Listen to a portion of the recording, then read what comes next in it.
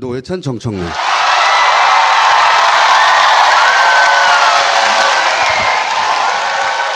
자, 이제 오늘 나오신 모든 게스트들은 노무현 특집이기 때문에, 8주기. 일단 두 분의 노무현 전 대통령과의 인연이 있었다면 어떤 인연이 있었는지부터 이야기를 시작해 볼게요. 예, 저는, 노무현 대통령을 94년도에 만났습니다. 그때가 1995년도에 이제 지방선거, 갓 시작한 선거가 95년도에 있었고요. 그런데 저는 당시 어떤 일을 하고 있었냐면 이제 제 직업이 진보정당을 만드는 일이었습니다. 그래서 진보정당 추진위원회 대표를 했는데 지방자치가 뭔지 우리 잘 모르니까 이게 해박한 분으로부터 좀 우리가 교육을 받자. 이렇게 해서 보니까 정치인 중에 굉장히 이렇게 신망이 높고 개혁적이고 무엇보다도 이제 풀뿌리 지방자치에 대해서 연구를 해서 책도 몇 개 번역해 놓은 분이 바로 노무현이라는 전 국회의원이었습니다. 그래서 이제 수소문해가지고 그분이 살고 있는 집으로 가가지고, 난방이 안 된 방에 이렇게 두터운 옷을 입고 계시더라고, 혼자서. 부산이요? 아니면 서울이요? 서울에서. 예. 네, 그래서. 지방자치 연구소 할 때. 예, 지방자치 연구소라는 걸 운영하고 계셨고, 그게 달랑 실무자 2명을 데리고 있었는데 그 실무자가 안희정, 이광재였던 그 시절이었습니다. 그래서 제가 이제 초면이지만은 이렇게 강연 요청을 했더니 흔쾌히 받아들이셨어요. 그래서 좀 한 1, 2주 있다가 이제 강연을 했는데 용산에서 강연을 했는데 강연 끝나고 강연료를 드렸는데 귀와 같이 가난한 단체에서 무슨 강연료냐 이러면서 그걸 갖다가 돌려주셨어요. 당신은 난방도 안 되는 방에 살면서. 어떤 제가 이제까지 모셨던 강연 연사 중에 강연하신 분들 중에 굉장히 기억에 남죠. 특히 이제 강연료를 돌려주셔가지고 그 후에 저는 좀 아시는 분만 알지만은 96년도에 잠시 같은 당적을 갖고서 그 당시 이제 개혁신당으로부터 출발했던 통합민주당에도 같이 있었고 그래서 같이 한번 재정구 당시 의원 지역구에서 열린 행사에 갔는데 거기 지역구 의원은 재정구 의원인데 재정구 의원보다 더 박수를 많이 주민들로부터 이렇게 환대를 받는 거 보고 이제 굉장히 대중성이 좀 뿌리가 깊구나는 그런 아주 인상을 많이 받았던 것 같아요. 정청래 의원은 처음 만나신 게 언제세요? 언제 처음 만나셨다고 그랬죠? 예, 95년. 94년. 94년이요? 저는 6년 전부터 알고 있었어요. 88년이요? 1988년 청문회 할 때. 그때부터 저는 알고 있어요. TV로 보셨죠, TV로? 예, TV로 봤죠. 그래서 그때부터 쭉 알고 지내는 사이인데요. 그분도 정청래 의원을 아셨어요? 그거는 제가 확인한 바 없어요. 저만 알면 되죠. 제가 76년도부터 조용필 씨하고도 알고 지내고요.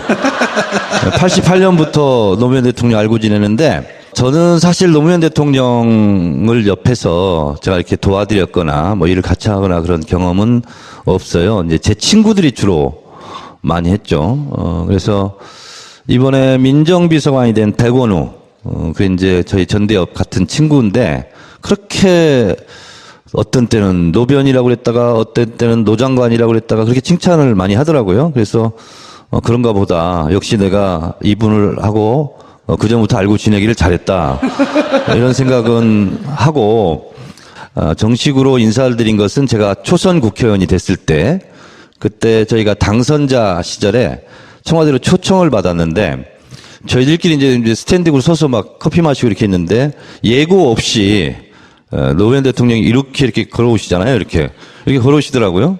그래서 막 악수를 쭉 하고 있는데 유모 시민 의원 그분께서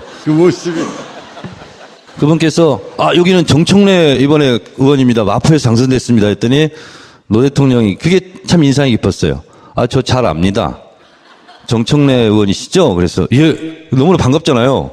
그랬더니 그때 제가 이제 이 인터넷 논객으로 제가 활동할 때인데 제 글을 잘 읽어보고 계시다고 그래서 너무나 감사했었고 근데 제가 좀 한 가지 좀 이렇게 한이 좀 된 것은 제가 초선 국회의원 됐을 때 사실 저는 언론 개혁을 하려고 들어갔었는데 제가 국방위로 배정이 됐었어요. 근데 국방위로 배정이 됐는데 이제 청와대에서도 그걸 좀 관심 있게 알아보나 봐요. 왜냐하면 노무현 대통령이 워낙 언론 개혁에 관심이 많으시니까 문광이 딱 보니까 제가 빠진 거예요. 그래서 아마 청와대에서 정청래는 문광희로 가서 언론개혁을 하라. 이렇게 말씀을 하셔서 제가 국방에서 같이 갑자기 이제 문광희로 가서 이제 활동을 하게 됐는데 그 결과로 사실은 17대 활동하고 18대 때 조선일보, 문화일보 그 보도 사건 때문에 제가 떨어졌잖아요. 조중동하고 그때 인터뷰를 한 번도 안 하셨었죠? 예, 지금도 안 했는데 근데 그것을 KBS 미디어 포커스에서 총선 끝난 지 3일 후에 정청래가 억울하게 보복 기사로 떨어졌다 하는 걸 보도를 한 번 했는데 6월 달에 다시 한 번 또 했어요. 그때 노회찬 의원님도 기억하시겠지만 정인주 사장 쫓겨나고 막 이러기 직전에 근데 그걸 봉화마을에서 그걸 보셨나 봐요. 근데 강금원 회장이 돌아가셨죠. 강금원 회장이 지금 노 대통령하고 KBS 미디어 포커스를 보고 있는데 정청래 의원이 이렇게 억울하게 떨어진지 미처 몰랐다. 그러니까 정청래 의원을 한번 오라고 그래라. 그래서 전화가 그 TV 시청하고 있는데 왔어요. 근데 저는 그때 중국 유학을 준비하고 있었거든요. 그래서 시간을 못 잡고 원래는 화요일 날 내려와서 수요일 날 1박 2일로 소주 한잔 하자. 그렇게 했었는데 유학 일정이 또 잡혀 있고 그래서 제가 못 내려갔어요. 오라고 했는데 그리고 나서 그 다음에 이제 그런 비보를 제가 접했는데 그럴 줄 알았으면 내려갔어야 되는데 그걸 누가 알았겠어요. 그래서 봉화에 갔는데 그게 제일 걸렸고 지금도 좀 약간 저에게는 한으로 좀 남아 있습니다. 청와대 처음 가셨던 날, 그날이 청와대에서 님을 위한 행진곡 부르신 날인가요? 사실 저는 개인적으로 노무현 대통령한테 감사한 게 원래 공천권은 개파 보스가 하거나 당대표가 하거나 그렇게 했는데 노무현 대통령이 여러 가지 업적이 있지만 정치개혁 그리고 공천권을 지역 주민에게 돌려주자. 그래서 경선이라는 제도를 도입하게 됐는데 지금은 새누리당도 다 경선하고 그랬지 않습니까? 뭐 김무성도 경선했잖아요. 근데 사실은 노무현 대통령이 처음 그때 시도를 해서 그 덕분에 사실은 제가 경선을 통해서 국회의원이 된 거죠. 그래서 17대 무슨 저희들 보고 탄돌이라고 막 그렇게 하는데 그 말도 맞지만 실제로는 경선돌이에요. 제가 경선을 하지 않았으면 공천을 받기 어려운 사람이었는데 그런 면에서는 노무현 대통령이 닦아놓은 길에 저희들이 들어서서 정치를 할 수 있게 된 점은 개인적으로 또 감사드리고 있죠. 노회찬 의원님은 그 이후 인연은 어떻게 되세요? 지난주인가요? 지난주에 5월 19일 날 5.18 때 여기 광주에 왔었고 그 다음날 이제 청와대에서 원내 5당 원내대표를 초청을 해서 가서 점심을 먹을 때 제가 모두 발언으로 이제 문재인 대통령께 이제 제가 이 자리에 13년 만에 왔습니다. 이렇게 얘기를 했어요. 그러니까 13년 전에 2004년에 바로 이제 우리 지금 정청래 의원 말씀하신 그 즈음에 각 당별로 이게 초청을 했는데 당시에 당연히 이제 열린우리당에서는 참석을 했고 그다음에 다른 그 한나라당인가요? 그 당시? 은 아예 거부했어요. 초청을. 대통령 초청을. 근데 저는 그 당시에 이제 민주노동당 소속 의원이었어요. 저희 그 당시 의원이 10명이었는데 10명이 다 갔습니다. 가서 그 10명과 노무현 대통령 해가지고 이제 저녁 식사를 반주를 겸해서 이제 식사를 했는데 그날 이제 국회의원 되고서는 처음 만난 거죠. 제가 이제 국회의원 되고 당선하고 뭐 한 달 그때가 이제 제 기억에 2004년 6월 9일이었으니까 뭐 한 2달밖에 안 됐을 때인데요. 근데 저를 보더니 이제 노동지 이렇게 저를 이제 동지라고 노동지 이러면서 이제 약간 좀 웃자고 하는 얘기죠. 이제 노동지 이러면서 노씨 스타는 나 혼자뿐인 줄 알았는데 이제 2명이 됐네 뭐 이러면서 저를 이제 제가 당시에 뭐 TV 토론 등에서 조금 이렇게 알려진 것에 대해서 아주 과도하게 이렇게 뭐 칭찬을 해 주셨던 기억이 나는데 그때 사실은 그날 저녁 식사가 뭘 먹었는지 기억이 안 나요. 뭘 먹었는지 기억이 안 날 정도로 뜨거웠어요. 그래서 대통령과 이제 소속 정당이 아닌 다른 정당 국회의원이 만났으면 서로 이제 예의만 차리고 끝나도 될 일인데 대통령이 이제 식사를 하시면서 이제 주요한 뜨거운 쟁점에 대해서 하나하나 이렇게 열거하면서 견해를 얘기하고 또 우리 보고 얘기하라 그러고 하니까 자연스럽게 토론이 된 거예요. 굉장히 긴 한 서너 시간 동안 얘기했어요. 그래서 그 중에 이제 몇 가지는 이런 건 중요하니까 힘을 합해야 되겠다는 결론에 도달한 것도 있지만 몇 가지는 서로 팽팽히 맞서가지고 그때 이제 부안 방패장. 예, 방사능 그 폐기물 네. 처치하는 문제 이런 거 등 해가지고 몇 가지 문제에서는 굉장히 열띤 토론을 하고 바깥에서 만났다면 2차 갑시다 이랬을 텐데 이제 합시다. 거기서 2차를 못 가잖아요. 그게 유일한 단점이 이제 그래가지고 이제 좀 아쉬움을 남긴 채 헤어졌던 기억이 납니다. 그런데 이번에 13년 만에 저로서는 이제 다시 청와대에 갔는데 이번은 낮에 이제 만났기 때문에 물론 반주가 없었지만은 근데 또 당도 이제 여러 정당이 한 명씩 이렇게 참석했는데 그때 비슷했던 느낌이 들어요. 그러니까 아무런 미리 이제 대통령 앞이니까 뭘 조심하라거나 무슨 말은 하지 말라거나 이런 주제만 가지고 얘기하라거나 이런 가이드라인이 일체 없었던 거예요. 심지어는 대통령 앞에 달게 돼 있는 이름표까지도 다 대통령의 지시라고 하면서 달지 않고 들어가도록 했을 뿐만이 아니라 들어가서 어떤 주제든 주로 야당들에서 꺼내는 어떤 주제든 간에 다 받아가지고 바로 얘기를 하고 또 얘기하면서도 또 좀 이렇게 완곡하게 이렇게 넘어갈 일도 제가 듣기에는 이제 확실하게 입장이 필요한 부분은 확실하게 그냥 끝까지 얘기를 해내는 아주 그런 좀 오래간만에 보는 진풍경이었다. 그래서 거의 이제 우리가 뭐 청와대에서 사람 냄새 맡아본 지가 오래됐잖아요. 그 전에 계신 분은 그럼 뭐예요? 아니, 저는 뭐, 저보고 물은다 거의 외계인이 한 10년 점거했는데, 한 외계인이 물러가고 거기 인간들이 들어가게 된 거죠, 이제. 뭐. 그래서 거기서 인간들끼리 상봉하는 그런 이제. 인간들끼리 상황. 이 초기를 비교하면 어떨까요? 노무현 정부 초기 출범한 이후에 한 2, 3주하고 문재인 정부 출범 이후에 한 2, 3주를 비교해보면 어때요? 되돌아보시면? 기억을 되살려 보면 2002년 12월 19일 날 지금하고는 좀 다른 진짜 가슴 졸임과 떨림 이러면서 거의 뭐 탄성과 괴성을 지르면서 서로 부둥켜 안고 울고 막 이랬던 저도 기억이 납니다. 동아일보 앞에서 저는 그걸 전광판으로 보다가 여의도 당사 앞으로 막 달려가서 막 진짜 막 울고불고 막 했던 그런 기억이 나요. 그만큼 굉장히 감격적이었고 그랬는데 이번에는 이길 줄 알아서 그랬는지 그때만큼 그것보다는 좀 저는 마음속으로 좀 멍한 그런 느낌이었는데 노무현 대통령 때는 집권 이후에 검사와의 대화에서 보듯이 굉장히 사방팔방이 온갖 거의 뭐 적들로 둘러싸여 있고 또 조중동이 버티고 있었고 그리고 결정적으로 지금은 굉장히 문재인 대통령은 저는 행복하다고 보는데 그때는 파파이스도 없었어요. 무슨 인터넷 게시판 노사모는 있었지만 굉장히 노무현 대통령을 방어해주고 지켜주고 이런 힘이 실제로 미약했었고 또 노무현 대통령을 뽑았던 사람들조차 그때는 노무현 대통령을 지켜주자 이런 것보다는 얼마나 잘하나 두고 보자.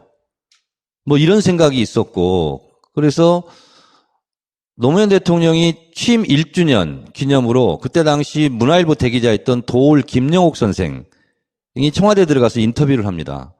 1년 동안 가장 힘들었던 게 뭐냐라고 물었을 때 노무현 대통령이 이렇게 답변을 해요. 나를 지지했던 그리고 나를 도와줬던 야권, 진보 개혁 진영이 아픈 소리 하는데 가장 그것이 괴롭고 힘들다. 이렇게 얘기를 하세요. 그러니까 노무현 대통령 집권 초기에는 기존 관료도, 기존 기득권도, 그리고 심지어 노무현 대통령을 지지하고 찍었던 사람들도 적극적으로 지키거나 도와주고자 하는 그런 흐름이 저는 없었다. 그래서 고립돼 있었다. 이런 느낌인데 반해서 지금은 문재인 대통령은 그때에 비하면 백마탄 왕자는 아닐지라도 복을 타고난 왕자다. 이런 느낌이 저는 들어요. 지금 종편은 원래 종일 편파 방송이잖아요. 종편은 지금도 편파 방송을 해요. 그냥 문재인 대통령 어떻게 하면 잘 보이려고 막 띄우고 내가 봤을 땐 별것도 아닌 거 가지고도 막 부풀려서 미담으로 하고 어용 방송이 됐어요. 그러니까요. 저는 판도라 지금 나가고 있잖아요. 제가 이번 주에도 사람 사는 세상 그 노래를 불렀거든요. 안 끊고 다 틀어줘요. 지난주에는 님을 위한 행진곡을 불렀더니 제 노래 말미에 막 광주 뮤직비디오 같은 거 이런 것까지 막 설치 막 해가지고 막 엄청 막 이렇게 하던데 생각해보면 2003년도 노무현 대통령 집권 초기에 비하면 지금은 너무 우군이 많고 그리고 지금은 SNS와 팟캐스트 그리고 결정적으로 뉴스 공장까지 생겨가지고 문재인 대통령을 엄청 지금 막 보호하고 지켜주려고 하는 그런 도도한 물결이 지금 형성돼 있어요. 그런 면에서 봤을 때 누구는 그렇게 얘기를 하더라고요. 노무현 대통령은 마르크스고 문재인 대통령은 엥겔스다. 두 사람을 뗄래야 뗄 수 없잖아요. 그런데 노무현 대통령은 어렵게 이 시대를 개척해온 파이오니어, 개척자라면 어떻게 보면 그런 기반 위에 문재인 대통령은 제가 이건 공부해 왔습니다. 모더레이터, 회의를 주재하고 그 다 듣고 경청하고 그리고 결단해서 실천하고 이러한 환경의 변화 이런 게 두 분의 가는 방향은 같지만 주변 환경에 따라서 이렇게 좀 다른 것 같다. 그런 느낌이 드는데 노회찬 의원님은 100% 동의하실 거라고 생각합니다. 예, 제가 볼 때는 가장 큰 차이는 그 집안의 차이입니다.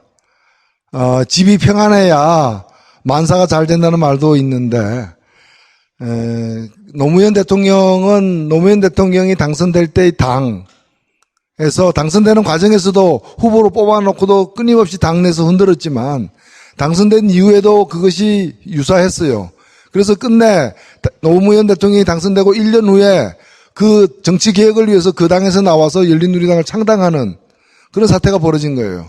그러니까 그 초기 1년이 어찌 보면은 자신이 선출된 당에서 자신이 나와야 하는 그런 상황인데 지금 상황하고 많이 다르잖아요. 문재인 대통령은 오히려 거꾸로 1년 전에 나가야 될 사람들이 나가버렸어, 그냥. 예. 그러니까 제발로 나가버린 상태에서 대통령이 됐기 때문에 상대적으로 좀 집안이 덜 문란했고, 그리고 이제 아마 집권 초기에도 그런 집안 걱정이라거나 이런 건 좀 덜 하지 않을까 그런 생각이 되고 두 번째 차이는 더 결정적인 차이인데 그 사이에 많은 세월이 흘렀습니다.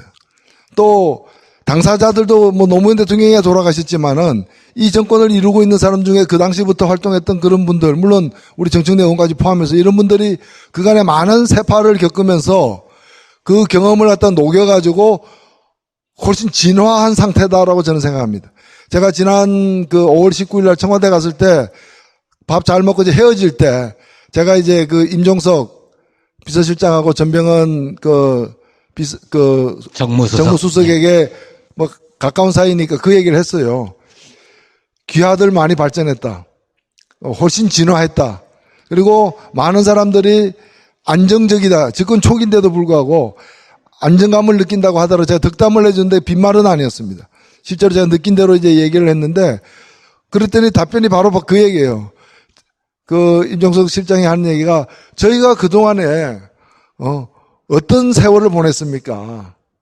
봄, 여름, 가을, 겨울 뭐 북풍 한설부터 모진 풍파 다 거치면서 여기까지 오는 그 과정에서 물론 그래도 부족함이 있을 수 있겠지만은 뭐 그래서 저는 굉장히 다른 게 노무현의 캐릭터와 문재인의 캐릭터가 다르다고 수평적으로 볼 문제가 아니라 그로부터 벌써 4, 5년이 지난 후의 문재인인 거죠. 아마 노무현 대통령 살아계셨다 하더라도 지금이 또 그때하고 달랐을 거 아니겠어요. 뭐 그런 점에서 저는 국민이 달라졌죠. 네, 국민들도 달라졌고 많은 부분들이 이제 세상 자체가 더 시프트했다 이게.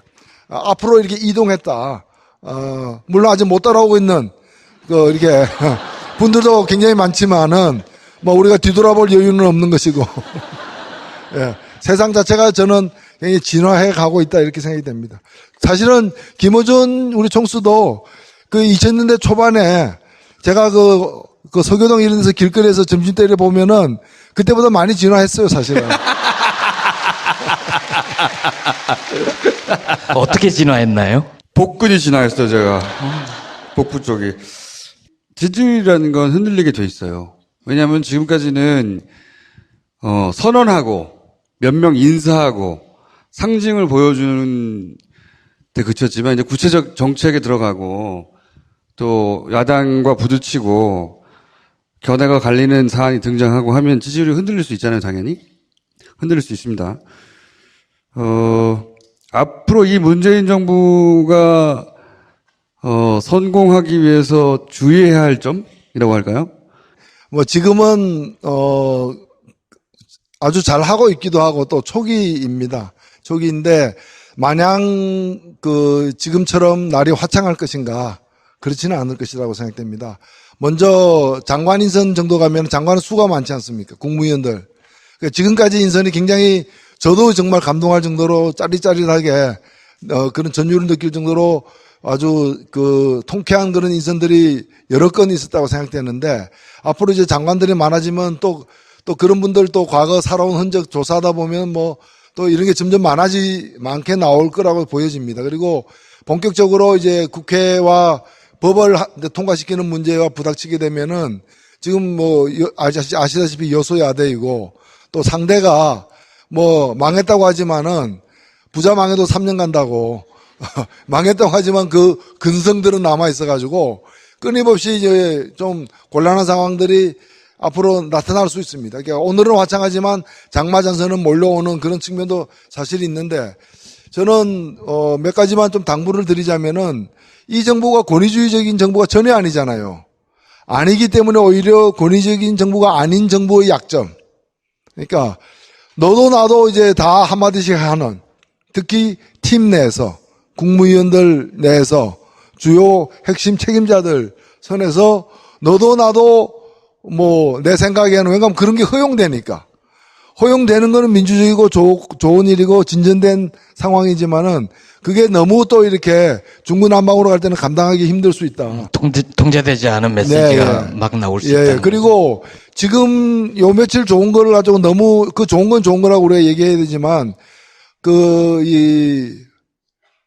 가지 많은 나무가 뭐 바람 잘 날 날 없다라고 얘기하잖아요. 대추나무 같이. 대추나무가 아마 열매가 가장 많이 열리는 나무 중에 하나일 거예요. 그러니까 사람이 많아지면 많아질수록 별일이 다 그 내에서 발생할 수 있는데 그걸 여하이 잘 중심 잡고 통제해서 가느냐라는 그런 문제고 그러면 또 하나는 뭔가 하면은 자전거 처음 배우는 사람들이 제일 잘 넘어지는 이유가 뭔가 하면은 안 넘어지려고 핸들을 갖다가 좌로 우로 꺾기 때문이에요.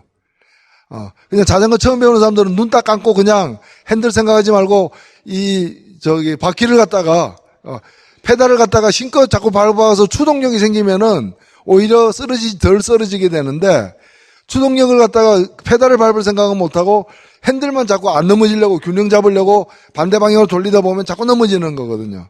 그런 점에서 저는 웬만한 그런 이제 좀 이러저러한 난관들이 앞으로 발생할 텐데 초기에 어떤 그 신념과 그 목표에 대해서 좀 강한 좀 믿음을 갖고서 밀고 나갈 필요가 있다. 그 하나하나에 대해서 일희일비하면서 이 눈치 보고 저기서 뭐라 그러는데서 이렇게 또 해줬다가 이런 식으로 가서는 안 된다는 거죠. 그래서 정의당은 야당인데 야당의 입장에서도 가장 잘한 점 하나만 꼽으면 뭐가 있습니까? 저는 뭐 하나가 아니기 때문에 말하기 굉장히 힘든데요. 일단은 실천적 행보, 숱한 공약을 말로 내뱉던데 실천적 행보를 일자리로 삼고 그냥 한번 전시 효과로 끝나는 게 아니라 일자리위원회를 만들었죠. 그 다음에 인천공항에 갔죠. 그 다음에 또 상황화 만들었죠. 경청에서 덤벼드니까 또 한번 오늘 이렇게 밟았죠. 뭐 이런, 계속해서 이렇게, 제가 제일 당부적으로 싶은 건 뭔가 하면은 임전무퇴. 우리가 이제, 그 정신으로, 화랑도 정신으로 나아가야 되는 게 아닌가 이렇게 생각이 듭니다. 어떻게 합니까, 의원님? 좋은 거 다 말해버렸는데. 아니, 제가 하고 싶은 얘기를 절반을 다 했어요. 사실은 오늘도 위기입니다. 왜냐면, 제가 아까 들어오기 전에 여쭤봤는데, 야사당은 벌써 비서실장 사과가지고 우리는 못 받아들이겠다. 수용 불가 입장을 이제 했고요. 그러니까 지금 잘 나가고 있을 때 대통령을 한번 좀 기스내겠다. 이건 당연히 야당에서 하는데요. 인사청문회 내내가 위기이고요. 그리고 저는 인사청문회 위기는 지금 집권 초반기의 지지율로서 어느 정도 헤쳐나갈 거라고 보고 있는데요. 이제 진정으로 아까 말씀하셨지만 법을 다루는 정기국회, 국정감사 이때가 아마 1차 위기가 저는 좀 닥칠 거라고 보고요.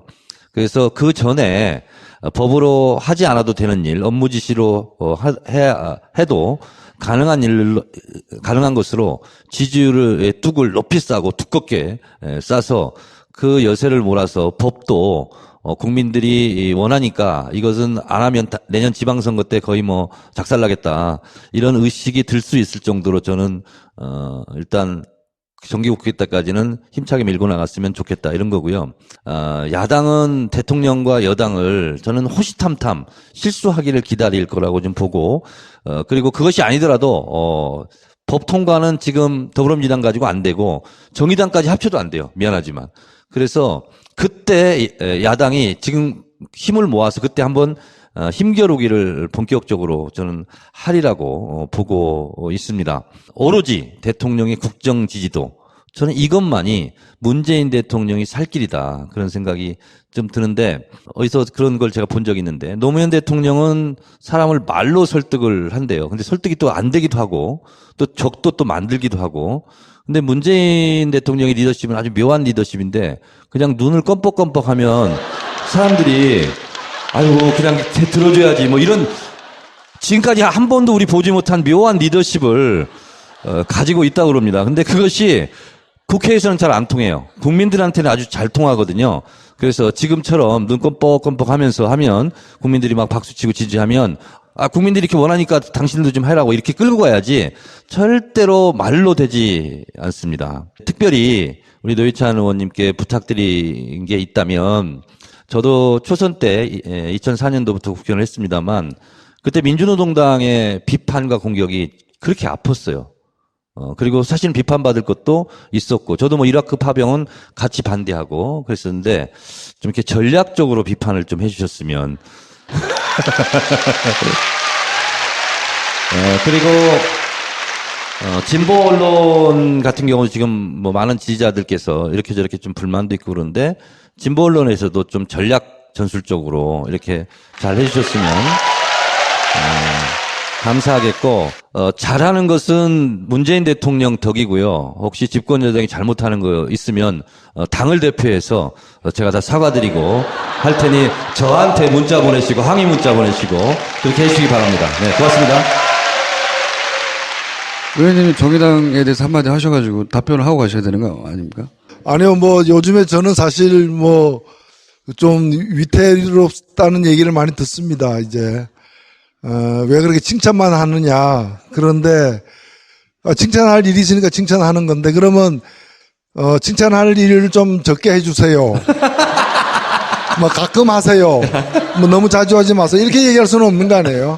없는 거고 그리고 물론 저는 과거에 대해서는 있는 대로 뭐 평가를 받으면 된다고 보고요. 제가 특별히 변명하거나 해명할 일은 아니라 보는데 그때와의 차이는 뭔가면은 그때는 확실히 정책적 차이가 꽤 있었습니다. 특히 경제 문제와 관련해 가지고는 사실 차이가 있었고 특히 IMF를 건너온 지 얼마 안 되는 상황이었기 때문에 더욱 그래야 했고 또 우리나라 경제 관료들이 오랫동안 이제 그 관성을 가지고 오던 그것이 유지되던 상황이었다고 저는 봅니다. 그런데 지금은 굉장히 많이 가까워졌어요. 오히려 뭐 솔직히 정의당과 같은 작은 정당은 좀 그 존재의 위협을 느낄 정도로 굉장히 가까워졌어요.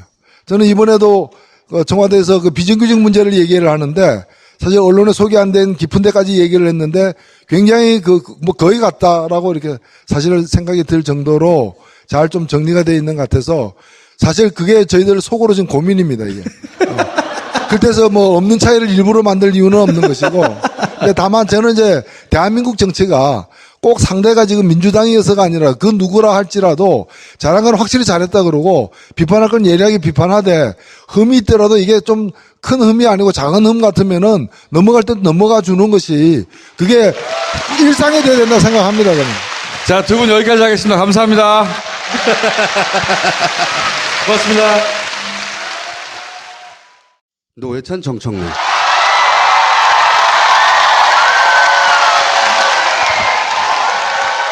자, 이제 오늘 나오시는 모든 게스트들은 노무현 특집이기 때문에 8주기. 일단 두 분의 노무현 전 대통령과의 인연이 있었다면 어떤 인연이 있었는지부터 이야기를 시작해 볼게요. 예, 저는 노무현 대통령을 94년도에 만났습니다. 그때가 1995년도에 이제 지방선거, 갓 시작한 지방선거 선거가 95년도에 있었고요. 그런데 저는 당시 어떤 일을 하고 있었냐면 이제 제 직업이 진보정당을 만드는 일이었습니다. 그래서 진보정당 추진위원회 대표를 했는데 지방자치가 뭔지 우리 잘 모르니까 이게 해박한 분으로부터 좀 우리가 교양을 받자, 교육을 받자. 이렇게 해서 보니까 정치인 중에 굉장히 이렇게 신망이 높고 개혁적이고 무엇보다도 이제 풀뿌리 지방자치에 대해서 연구를 해서 책도 몇 개 번역해 놓은 분이 바로 노무현이라는 전 국회의원이었습니다. 그래서 이제 수소문해가지고 그분이 살고 있는 집으로 가가지고 난방이 안 된 방에 이렇게 두터운 옷을 입고 계시더라고 혼자서. 부산이요, 아니면 서울이요? 서울에서. 예. 네, 그래서 지방자치 연구소 할 때. 예, 지방자치연구소라는 걸 운영하고 계셨고 그게 달랑 실무자 2명을 데리고 있었는데 그 실무자가 안희정 이광재였던 그 시절이었습니다. 그래서 제가 이제 그 초면이지만은 이렇게 그 강연 요청을 했더니 흔쾌히 받아들이셨어요. 그래서 좀 한 1, 2주 있다가 이제 강연을 했는데 용산에서 강연을 했는데 강연 끝나고 강연료를 드렸는데 귀와 같이 가난한 단체에서 무슨 강연료냐 이러면서 그걸 갖다가 돌려주셨어요. 당신은 난방도 안 되는 방에 살면서. 어떤 제가 이제까지 모셨던 강연 그 연사 중에 저희들끼리 이제 스탠딩으로 서서 막 커피 마시고 이렇게 했는데 예고 없이 노무현 대통령이 이렇게 걸어오시잖아요. 이렇게 걸어오시더라고요. 그래서 막 악수를 쭉 하고 있는데 뭐 유모 시민 그 의원 그분께서 여기는 정청래 이번에 의원입니다. 마포에서 당선됐습니다. 했더니 노 대통령이 그게 참 인상이 깊었어요. 저 잘 압니다. 정청래 의원이시죠? 그래서 예, 너무나 반갑잖아요. 그랬더니 그때 제가 이제 이 인터넷 논객으로 제가 활동할 때인데 제 글을 잘 읽어보고 계시다고 그래서 너무나 감사했었고 근데 제가 좀 한 가지 좀 이렇게 한이 좀 된 것은 제가 초선국회의원 됐을 때 사실 저는 언론개혁을 하려고 들어갔었는데 제가 국방위로 배정이 됐었어요. 근데 국방위로 배정이 됐는데 이제 청와대에서도 그걸 좀 관심 있게 알아보나 봐요. 왜냐하면 노무현 대통령이 워낙 언론개혁에 관심이 많으시니까 문광이 딱 보니까 제가 빠진 거예요. 그래서 아마 청와대에서 정청래는 문광위로 가서 언론개혁을 하라 이렇게 말씀을 하셔서 제가 국방위에서 갑자기 이제 문광위로 가서 이제 활동을 하게 됐는데 그 결과로 사실은 17대 활동하고 18대 때 조선일보 문화일보 그 보도 사건 때문에 제가 떨어졌잖아요. 조중동하고 그때 인터뷰를 한 번도 안 하셨었죠? 네, 지금도 안 했는데 근데 그것을 KBS 미디어 포커스에서 총선 끝난 지 3일 후에 정청래가 억울하게 보복 기사로 떨어졌다 하는 걸 보도를 한 번 했는데 6월 달에 다시 한 번 또 했어요. 그때 노회찬 의원님도 기억하시겠지만 정현주 사장 쫓겨나고 막 이러기 직전에. 근데 그걸 봉화마을에서 그걸 보셨나 봐요. 근데 강금원 회장이 돌아가셨죠. 강금원 회장이 지금 노 대통령하고 KBS 미디어 포커스를 보고 있는데 정청래 의원이 이렇게 억울하게 떨어진지 미처 몰랐다. 그러니까 정청래 의원을 한번 오라고 그래라. 그래서 전화가 이제 그 TV 시청하고 있는데 왔어요. 근데 저는 그때 중국 유학을 준비하고 있었거든요. 그래서 시간을 못 잡고 원래는 화요일 날 내려와서 수요일 날 1박 2일로 소주 한잔 하자. 그렇게 했었는데 유학 일정이 또 잡혀 있고 그래서 제가 못 내려갔어요. 오라고 했는데 그리고 나서 그 다음에 이제 그런 비보를 제가 접했는데 그럴 줄 알았으면 내려갔어야 되는데 그걸 누가 알았겠어요. 그래서 봉화에 갔는데 그게 제일 걸렸고 지금도 좀 약간 저에게는 한으로 좀 남아 있습니다. 청와대 처음 가셨던 날, 그날이 청와대에서 님을 위한 행진곡 부르신 날인가요? 사실 저는 개인적으로 노무현 대통령한테 감사한 게 원래 공천권은 개파 보스가 하거나 당대표가 하거나 그렇게 했는데 노무현 대통령이 여러 가지 업적이 있지만 정치개혁 그리고 공천권을 지역 주민에게 돌려주자. 그래서 경선이라는 제도를 도입하게 됐는데 지금은 새누리당도 다 경선하고 그랬지 않습니까? 뭐 김무성도 경선했잖아요. 근데 사실은 노무현 대통령이 처음 그때 시도를 해서 그 덕분에 사실은 제가 경선을 통해서 국회의원이 된 거죠. 그래서 17대 무슨 저희들 보고 탄돌이라고 막 그렇게 하는데 그 말도 맞지만 실제로는 경선돌이에요, 제가. 경선을 하지 않았으면 공천을 받기 어려운 사람이었는데 그런 면에서는 노무현 대통령이 닦아놓은 길에 저희들이 들어서서 정치를 할 수 있게 된 점은 개인적으로 또 감사드리고 있죠. 노회찬 의원님은 그 이후 인연은 어떻게 되세요? 지난주인가요? 지난주에 5월 19일 날 5.18 때 여기 광주에 왔었고 그 다음날 이제 청와대에서 원내 5당 원내대표를 초청을 해서 가서 점심을 먹을 때 제가 모두 발언으로 이제 문재인 대통령께 이제 제가 이 자리에 13년 만에 왔습니다. 이렇게 얘기를 했어요. 그러니까 13년 전에 2004년에 바로 이제 우리 지금 정청래 의원 말씀하신 그 즈음에 각 당별로 초청을 했는데 당시에 당연히 이제 열린우리당에서는 참석을 했고 그다음에 다른 그 한나라당인가요? 그 당시? 은 아예 거부했어요. 초청을. 대통령 초청을. 근데 저는 그 당시에 이제 민주노동당 소속 의원이었어요. 저희 그 당시 의원이 10명이었는데 10명이 다 갔습니다. 가서 그 10명과 노무현 대통령 해가지고 이제 저녁 식사를 반주를 겸해서 이제 식사를 했는데 그날 이제 국회의원 되고서는 처음 만난 거죠. 제가 이제 국회의원 되고 당선하고 뭐 한 달 그때가 이제 제 기억에 2004년 6월 9일이었으니까 뭐 한 2달밖에 안 됐을 때인데요. 근데 저를 보더니 이제 노동지 이렇게 저를 이제 동지라고 노동지 이러면서 이제 약간 좀 웃자고 하는 얘기죠. 이제 노동지 이러면서 노씨 스타는 나 혼자뿐인 줄 알았는데 이제 2명이 됐네 뭐 이러면서 저를 이제 제가 당시에 뭐 TV 토론 등에서 조금 이렇게 알려진 것에 대해서 아주 과도하게 이렇게 뭐 칭찬을 해주셨던 기억이 나는데 그때 사실은 그날 저녁 식사가 뭘 먹었는지 기억이 안 나요. 뭘 먹었는지 기억이 안 날 정도로 뜨거웠어요. 그래서 대통령과 이제 소속 정당이 아닌 다른 정당 국회의원이 만났으면 서로 이제 예의만 차리고 끝나도 될 일인데 대통령이 이제 식사를 하시면서 이제 주요한 뜨거운 쟁점에 대해서 하나하나 이렇게 열거하면서 견해를 얘기하고 또 우리 보고 얘기하라 그러고 하니까 자연스럽게 토론이 된 거예요. 굉장히 긴 한 서너 시간 동안 얘기했어요.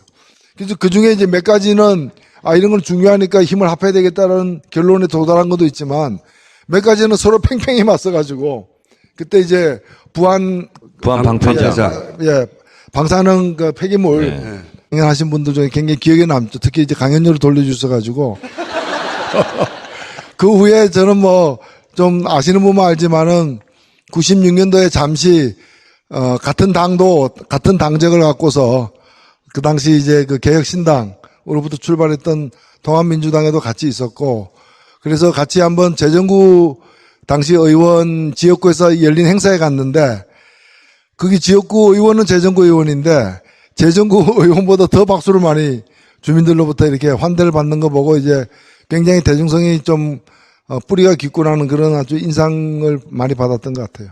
정청래 의원은 처음 만나신 게 언제세요? 언제 처음 만나셨다고 그랬죠? 예, 95년. 94년. 94년이요? 저는 6년 전부터 알고 있었어요. 88년이요? 1988년 청문회 할 때 그때부터 저는 알고 있어요. TV로 보셨죠? TV로. 예, TV로 봤죠.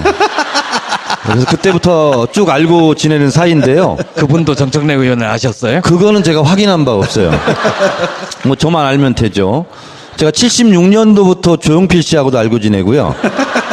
88년부터 노무현 대통령 알고 지내는데 저는 사실 노무현 대통령을 옆에서 제가 이렇게 도와드렸거나 뭐 일을 같이 하거나 그런 경험은 없어요. 이제 제 친구들이 주로 많이 했죠. 그래서 이번에 민정비서관이 된 백원우, 그 이제 저희 전대협 같은 친구인데 그렇게 어떤 때는 노변이라고 그랬다가 어떤 때는 노장관이라고 그랬다가 그렇게 칭찬을 많이 하더라고요. 그래서 그런가 보다 역시 내가 이분을 하고 그전부터 알고 지내기를 잘했다 이런 생각은 하고 정식으로 인사를 드린 것은 제가 초선 국회의원이 됐을 때 그때 저희가 당선자 시절에 청와대로 초청을 받았는데